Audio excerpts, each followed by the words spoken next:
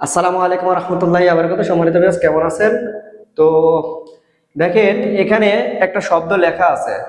শব্দ এটা হচ্ছে, এই শব্দটা হচ্ছে ইজদাত। ইজদাত শব্দটার উচ্চারণ কি? ইজদাত।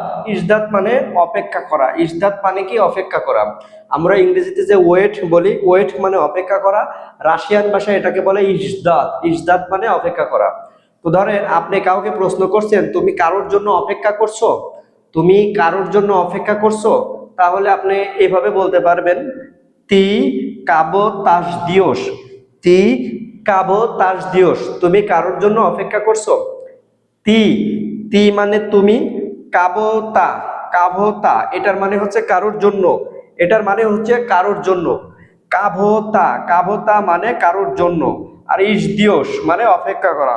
ইসদিওস মানে অপেক্ষা করা। এখন বিষয় হচ্ছে, এখানে মূল শব্দ হচ্ছে ইজদাত মানে অপেক্ষা করা, কিন্তু এখানে ইজদাত শব্দটা ব্যবহৃত হবে না। এখানে ইজদাত শব্দটা ব্যবহৃত না হয়ে ভার্বের যে কনজুগেশন আছে, কনজুগেশন, এই যে প্রোনাউন অনুযায়ী এখানে ইসদিওস শব্দটা ব্যবহৃত হয়েছে। তাহলে তুমি কারোর জন্য অপেক্ষা করছো, এটাকে আপনি বলবেন কিভাবে? তি কাভো তাস দিওস।